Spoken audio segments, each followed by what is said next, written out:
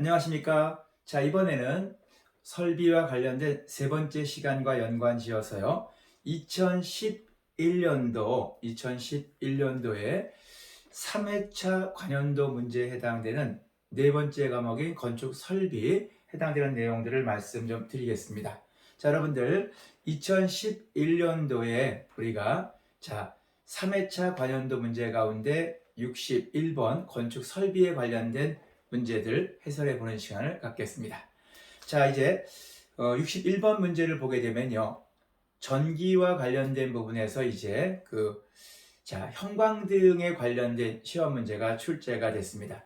우리가 보통 백열전구하고 형광등하고 좀 많이 비교가 되겠죠. 또 별도로 또 수은등 등이 있습니다만 주로 형광등과 백열전구에 대한 걸 비교하는 문제가 언급이 되는데요. 옳지 않은 것을 고르십시오라고 되어져 있네요. 자, 첫 번째 점등까지 시간이 걸린다. 아무래도 좀 느리죠. 백열전구에 비해서. 두 번째 보기. 백열전구에 비해서 효율이 높다. 효율이 높지요. 그 다음에 수명도 길다. 모두 맞는 표현이 되겠고요. 네 번째 보기. 역률이 높으며 백열전구에 비해 열을 많이 발산한다라고 되어 있는데 열은 적게 발산하겠죠. 그래서 네 번째 보기가 잘못된 설명이 되겠습니다. 자, 62번 문제 보시겠습니다. 공기 조화 방식과 연관된 경우는 앞서 말씀을 좀 드렸습니다만 이렇게 우리가 중앙 방식과 개별 방식으로 구분할 수가 있겠고요. 이 공조 방식에서 중앙 방식에는 공기를 사용하는 전 공기 방식, 보통 온습도, 공기청정, 취기의 제어를 잘할 수 있고 실내에 있어서 기류 분포가 좋습니다. 또 실내에 있어서 수배관이 필요 없기 때문에 상당 부분 좀 이렇게 OA 기기에 물 피해가 염려되지 않는다라고 보시는 것이 전공기 방식에 대한 겁니다. 이 전공기 방식에는 정풍량, 그다음 변풍량, 이중 덕트 방식에 해당된다고 말씀을 드렸고요. 그리고 이 공기와 좀 반대되는 물과 연관된 방식으로 이루어지는 수 방식에 해당되는 공조 방식이 가장 대표적인 것은 펜코일 유닛 방식이라고 말씀드렸죠. 자, 그렇게 전공기 방식과 그리고 공기 수 방식, 수 방식으로 구분되는데 이번 시험 문제에서는 전공기 방식에 대한 설명으로 옳지 않은 걸 물어봤네요. 첫 번째, 덕트 스페이스가 필요 없다라고 했는데 덕트 속에 공기가 이렇게 흘러가야 되기 때문에 덕트 스페이스가 꼭 필요한 것이죠. 즉 예컨대 우리가 수방식에서는 덕트가 필요 없을 수 있겠지만 공기 방식에서는 덕트가 필요하다는 거 꼭꼭 기억해 주십사 부탁을 드리겠고요. 두 번째, 중간기에 외기 냉방이 가능하다. 맞는 설명이 되겠고요. 세 번째, 실내 배관으로 인한 누수의 우려가 있다. 맞고요. 네 번째, 냉온의 운반에 필요한 팬의 소요 동력이 냉온수를 운반하는 펌프 동력보다 많이 든다. 맞는 설명이 되겠습니다. 자, 63번 문제 보시겠습니다. 자, 알맞은 간선에 있어서 배선 방식. 이 배선 방식에는 크게 여러분들, 나뭇가지식, 평행식, 그리고 나뭇가지식과 평행식을 혼용한 방식, 이렇게 있다고 말씀드렸죠. 자, 이렇게 보기 속에 주어져 놓고 해당되는 것인데, 자, 요건 우리가 예전에 관연도 문제 했을 때와 똑같은 문제가 되겠네요. 이렇게 문제 은행식이기 때문에 이렇게 유사한 문제와 또 동일한 문제가 간혹가다 주기별로 반복된다는 것도 참고하시면 좋겠는데, 자, 이 문제의 정답은 몇 번인가요, 여러분들? 각 분전반별로 동일 전압을 유지할 수 있고 한 개의 사고나 전체의 영향으로 문제가 생길 수 있다. 나뭇가지식이었죠? 나뭇가지식 기억나시죠? 자, 네 번째 문제 가겠습니다. 온수난방이라고 하는 거 우리가 증기난방, 온수난방, 복사난방으로 구분하게 되는데 이때 온수난방에는 물이라는 것이 이렇게 따뜻한 물이 이렇게 순환해야 되기 때문에 역환수 방식이라는 것을 채택하게 됩니다. 그 역환수 방식에 대한 걸 채택할 주된 원인과 연관된 경우는 온수에 대한 것들의 유량 분배를 균일하게 하기 위해서이다라고 보시면 되겠습니다. 다섯 번째, 계산 문제가 되겠는데요. 급수와 연관되었을 때 그 수도 본관에는 최소 얼마의 압력이 있어야 물이 도달할 수 있을까? 즉 급수가 가능한가에 대한 문제가 나왔습니다.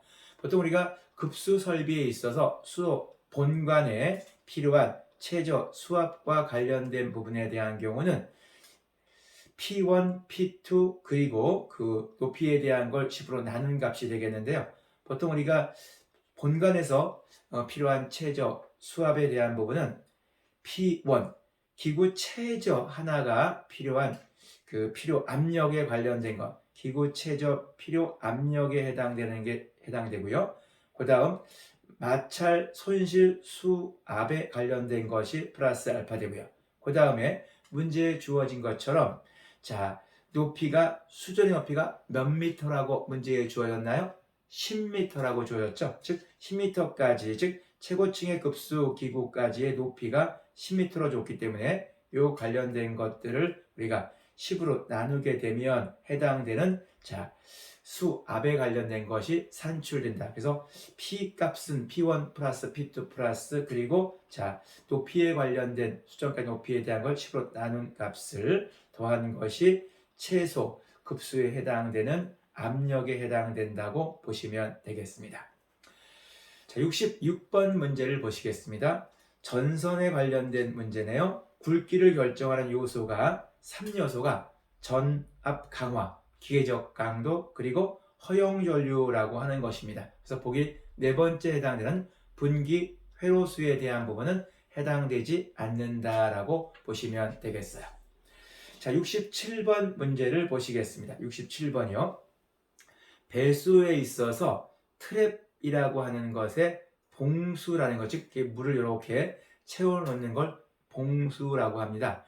너무 깊게, 너무 또 낮게 하지 않고 적정한 어떤 높이, 즉 5cm 내외의 일정한 것들에 대한 것들을 5mm 내외 정도에 해당되는 이러한 봉수를 이렇게 채워놓게 되는데, 너무 깊게 할 경우에 나타나는 현상에 대한 부분은 네 번째, 침전물에 의해 트랩이 막히게 된다. 즉 봉수의 깊이를 너무 깊게 하면 침전물이 쌓여서 봉수의 흐름이 느려지고 결국 트랩이 막히는 현상이 발생할 수 있다라고 보시면 되겠습니다.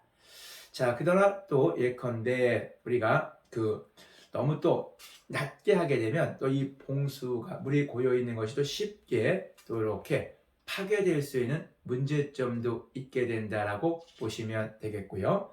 또 이렇게 하수가스 발생에 대한 또 원인이 발생할 수도 있다라고 보시면 되겠습니다. 68번 문제 보시겠습니다. 급수 배관 설비 시 시공상의 주의사항에 관하여 설명한 것을 옳지 않은 것은 되어 있습니다. 보통 우리가 2번 보기를 보시면 최고층 건물은 과대한 급수압으로 인한 피해를 줄이기 위해 급수 조닝을 한다라고 되어 있는데, 우리가 초고층 건물은 급수압 조절을 통한 각 층의 급수의 균등 공급을 위해서 조닝을 하게 된다라고 보시면 되겠습니다. 초고층 건물의 과대한 급수압으로 인한 피해를 줄이기 위해서 급수의 조닝을 하는 것이 아니라, 초고층 건물은 급수압 조절을 통한 각 층의 급수의 균등 공급을 위해서 조닝을 한다고 보시면 되겠습니다. 그래서 2번 보기가 잘못되었다라고 보시면 좋겠고요. 나머지 보기 설명 말씀드리겠습니다. 우리가 보통 급수의 배관 설계 및 시공상에 주의할 사항으로서는 1번, 바닥 또는 벽을 관통하는 배관은 슬리브 배관을 한다라는 것 맞는 것, 즉 슬리브 배관을 사용하고 있다는 것 알아두시면 되겠고요. 3번 보기를 보시면 배수 배관에 지수 밸브를 달아서 급수 계통의 수량 및 수압을 조정할 수 있다고 보시면 되겠고요. 맞는 표현이 되겠습니다. 네 번째 보기에 대한 부분은 배관 계통의 수압 시험은 가장 정확도가 높은 시험으로 모든 배관 공사를 완료한 후 동그라미 실시하는 것이 원칙이다. 맞는 설명으로 보시면 되겠습니다. 69번 문제 보시겠습니다. 공기조화 방식에 있어서 냉온풍의 혼합으로 인한 혼합 손실에 있어서 에너지 소비량이 많은 방식은 어떠한 것인가? 아무래도 이중 덕트 방식과 연관되어 있다라고 보시면 되겠습니다. 그러니까 이 전공기 방식과 연관된 부분에 있어서는요, 우리가 단일 덕트 방식에 대한 것이 있고, 그리고 또 우리가 그 이중 덕트 방식에 해당되는 것이 있고요. 또 우리가 단일 덕트 방식에는 전풍량 방식에 대한 것과 가변 풍량 방식에 대한 것이 있다고 말씀을 드렸죠. 자, 이 이중 덕트 방식이다라고 하는 것은요, 장점이 어떤 것이 있냐면 개별적으로 이렇게 풍량에 대한 조절이 가능하다고 보시면 좋겠고, 그리고 냉난방을 동시에 할 수 있으므로 계절마다 냉난방의 전환이 필요하지 않다라고 보시면 되겠습니다. 그러나 단점이 있다면 첫 번째, 설비비, 운전비가 많이 든다라고 보시면 돼요. 다시 얘기하면 이 덕트에 대한 게 두 개이기 때문에 에너지의 소비량이 어떻다? 많이 들게 된다라고 보시면 좋겠고, 그리고 덕트가 이중으로 되어져 있기 때문에 아무래도 차지하는 어떤 그 설치의 면적이 넓게 된다라고 하는 것. 세 번째, 습도의 완전한 조절이 힘들다. 그 다음에 네 번째, 혼합 유닛이 매우 비싸다. 이렇게 이런 단점을 갖고 있다라고 보시면 돼요. 일단 다시 정리하면 69번에서 공기조화 방식이라고 하는 거에서 여러 방식 등이 있는데, 이 중 에너지 소비량이 가장 많은 방식이 이중 덕트 방식에 해당된다. 즉 설비비, 운전비가 많이 든다. 덕트가 이중이므로 차지하는 면적이 넓다라는 걸 함께 정리해 주시면 되겠습니다. 자, 그 다음에 우리가 냉동기에 관련된 문제가 70번 문제에 나와 있는데요. 이 냉동기라고 하는 것은 시험 문제의 출제 빈도가 높지는 않습니다만, 냉동기의 종류를 살펴보게 되면 우리가 증기 압축식에 대한 것과 흡수식 두 가지로 구분되고요. 다시 증기 압축식에 해당되는 냉동기에는 왕복식 냉동기에 대한 것과 원심식 냉동기, 즉 터보 냉동기, 그 다음 회전식, 이런 식으로 구분되어져 있는데요. 이번 70번 문제는 터보식 냉동기에 대한 경우를 물어보고 있네요. 즉 터보식 냉동기, 다른 말로 우리가 보통 원심식 냉동기라고 보시면 좋겠고, 이것은 증기 압축식에 해당된다고 보시면 되겠는데, 자, 이 터보식에 관련된 냉동기에 설명 중 옳지 않은 것은 1번 보기, 흡수식에 비해 소음 및 진동이 심하다. 옳은 설명이 되겠고요. 두 번째, 30% 이하의 출력에서는 서징 현상이 발생하게 된다라고 보시면 되겠습니다. 맞는 표현에 해당된다고 보시면 될 것 같습니다. 자, 그 다음에